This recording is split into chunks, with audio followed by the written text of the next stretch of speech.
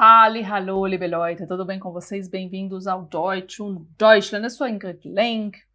Para quem quiser saber mais quem eu sou, o que eu faço, tudo mais, dê uma olhadinha lá no Instagram. Não vamos perder tempo com isso. No Instagram estou lá como alemão e Alemanha, mas é isso que vocês vão saber neste canal. Tudo sobre alemão e Alemanha. O idioma, a sociedade, cultura, etimologia, filosofia, tudo que envolve aí essa sociedade tão... E aí? Qual o adjetivo para essa sociedade? Fascinante? Revoltante, porque tudo envolve aí a Alemanha, né? A guerra, filósofos maravilhosos, música clássica, novas tendências, mas um passado também sombrio. E hoje nós não vamos falar nada disso, nós vamos falar de idioma, que envolve também um passado histórico, né? A entrada de muitas palavras latinas na língua alemã, que nos facilitam, como falantes de português, que é uma língua latina. Nós temos aí a palavra, por exemplo, Realität, realidade, e palavra Wirklichkeit, que é genuinamente alemã. Mas qual escolher na hora de falar alemão? Realität, óbvio, vai estar pra gente ali na ponta da língua, mas como o alemão vai te enxergar quando você começar a falar e pipocar muitas palavras latinas no seu vocabulário? Sobre isso que nós vamos falar, fiquem comigo.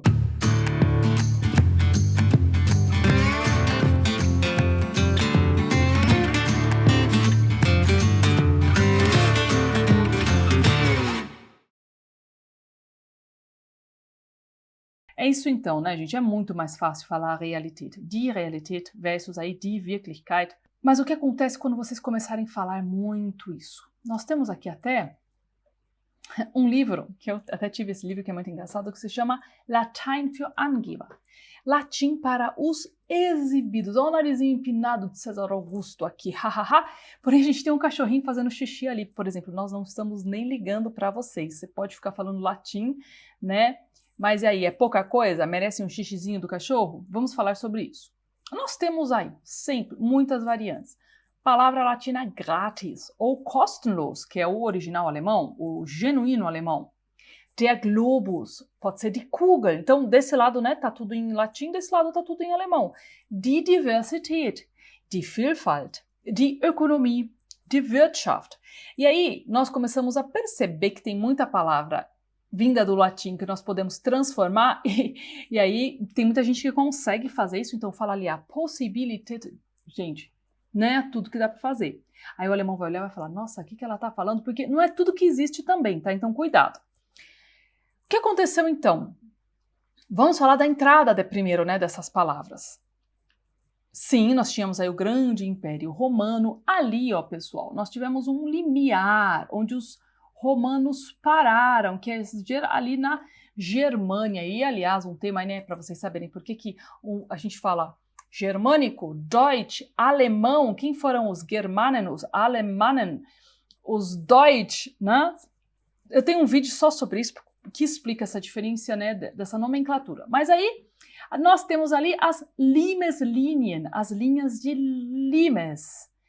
Ali, ó, Limesline, que foi essa parada dos romanos. Eles pararam ali, tem, claro, um rio, ali existiam muitas torres de controle, né, que era praticamente uma tzolli, uma alfândega.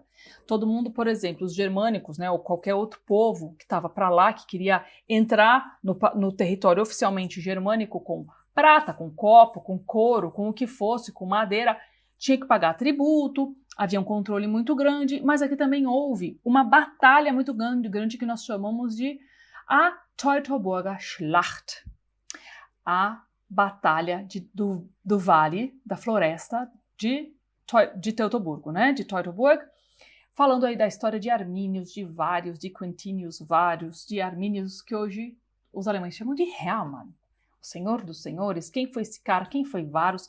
O que é essa máscara de prata que foi encontrada na floresta, que provavelmente foi de Quintinius Varius, o grande general romano.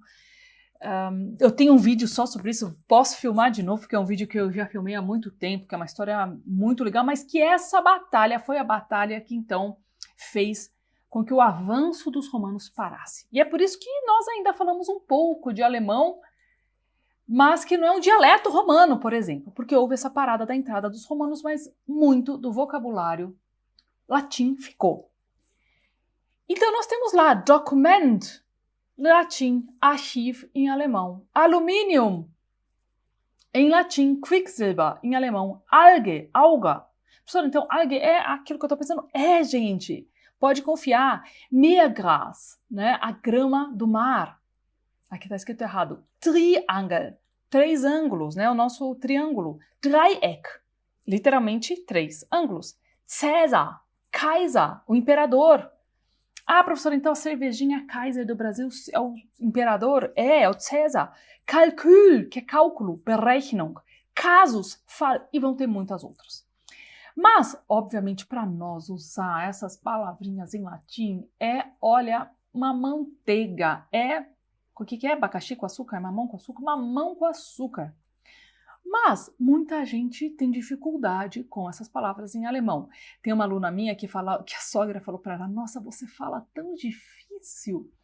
O que o alemão vai entender quando você começa a falar isso? Que você, primeiro, tem um nível educacional muito alto, porque pessoas que fazem essas importações geralmente foram pessoas estudadas, que foram para a universidade, que importaram essas palavras da biologia, da física, da matemática, da medicina, né, porque são palavras mundialmente e Begriffe, né, e códigos aí e nomenclaturas do latim que se usa nessas áreas, né, na medicina, mesmo na linguística também, o casus, o Fall e assim por diante.